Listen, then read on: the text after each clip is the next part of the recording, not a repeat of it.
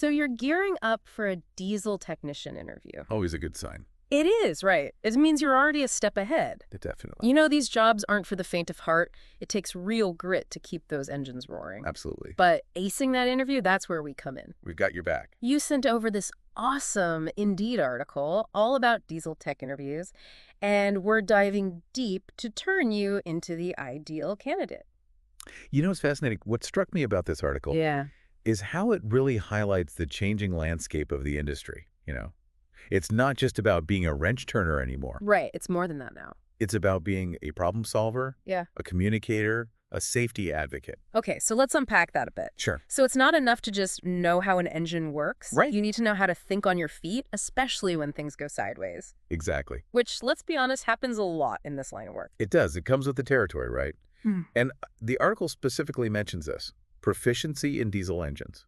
Okay, so that's a given. But right alongside that, strong problem-solving skills and a firm adherence to safety precautions. They're all seen as equally important. Absolutely, because think about it. Yeah. A shop doesn't want to hire someone who's, a whiz with a wrench. Right.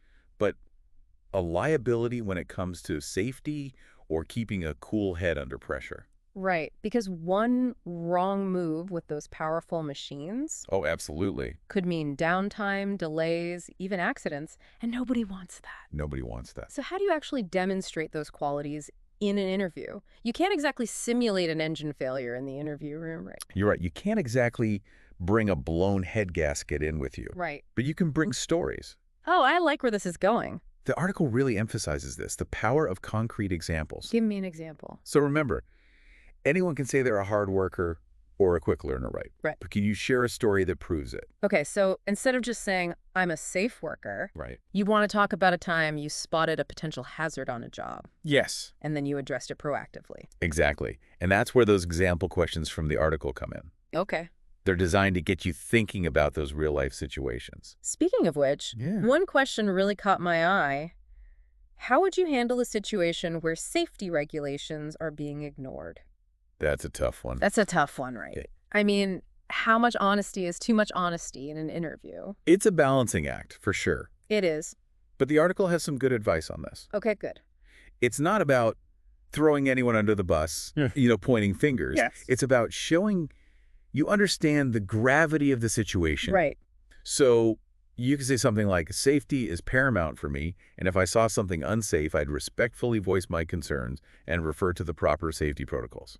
So it's about showing you're not afraid to speak up. Yes. But also that you can do it professionally and respectfully. Precisely. Now, another question that often trips people up is, can you describe a time when you had to make a quick decision during a repair?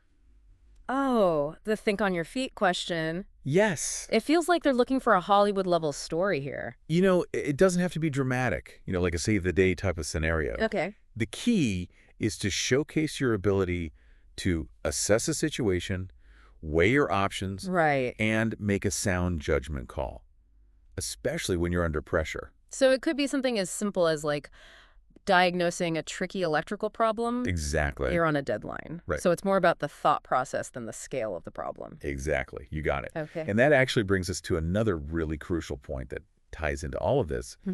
Researching the company itself.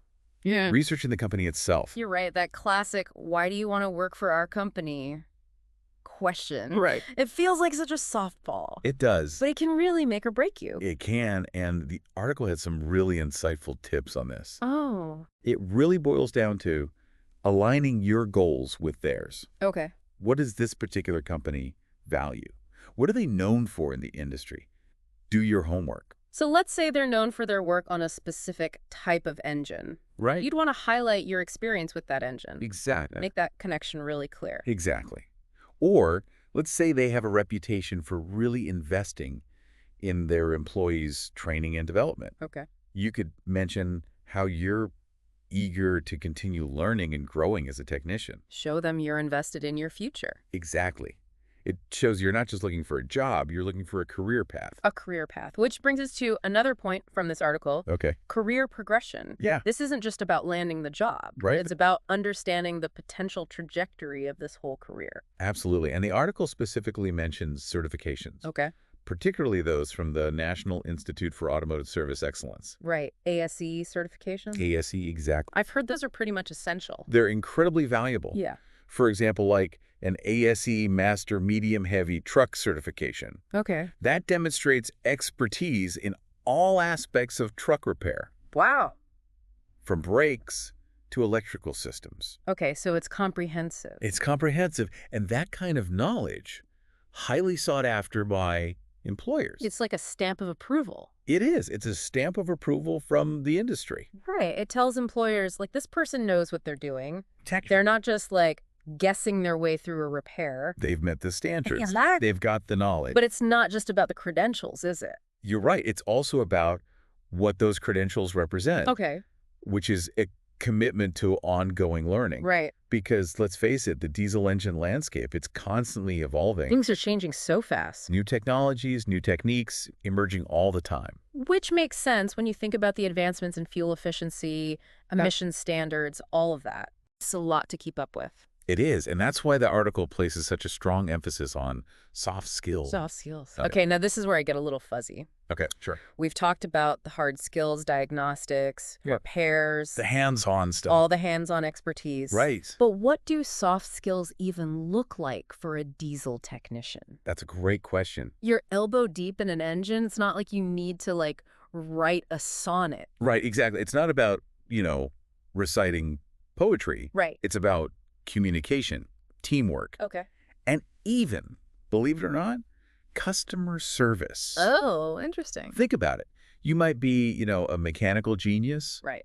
But if you can't clearly explain a complex repair to a customer. They're not going to understand what you did. Exactly. Or if you can't collaborate effectively with your team in a fast-paced shop environment. You're going to run into problems. You're going to run into problems. It's like, it's like the difference between being a brilliant but isolated inventor and being an engineer who can actually bring a product to market. You need to be able to work with other people. You need both the technical skills and the people skills. Okay, so it's that balance. It's that balance, and that's becoming increasingly important in the diesel tech world. Interesting. Because shops are realizing that a positive customer experience, right, a collaborative work environment, yeah, these things are good for business. They make a difference. They do. Okay, so then how do you actually showcase these soft skills in an interview? It's not like they're going to ask you to, like, dismantle an engine in front of them. Well, you'd be surprised. Really? Some employers actually do incorporate hands-on assessments into their interviews. Oh, wow.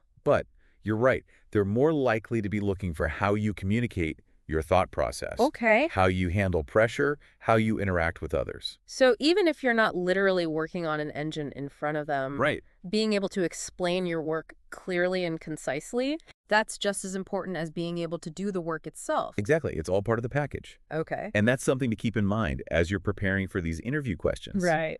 Think about how you can weave in examples that demonstrate your communication skills, your ability to work in a team, your dedication to customer satisfaction. It all comes back to relationships, doesn't it?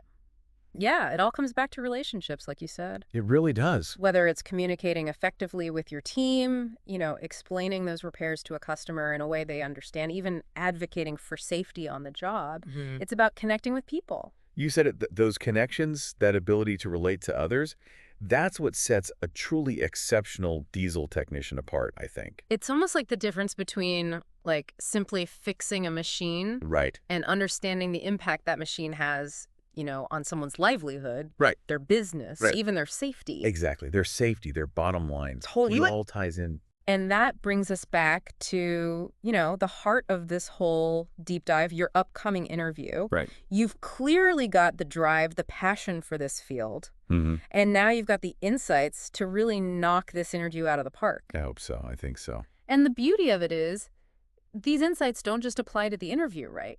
You're absolutely right. This is valuable stuff for your entire career as a diesel technician. Absolutely. This is about building a successful career. Right, exactly. And that's why I found this Indeed article so insightful. Yeah. It's not about just giving you, like, the right answers to interview questions. Right. It's about, it's about helping you understand the bigger picture. That bigger picture. Of what it means to be successful in this field. Love that. So as you head into that interview, remember, right, you're not just interviewing for a job.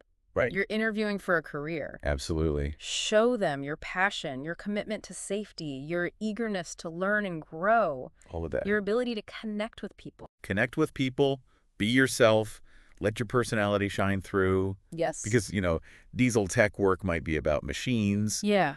But it's people who keep those machines running. Nicely said. Couldn't have said it better myself. There you go. You've got this. Go out there and show them what you're made of.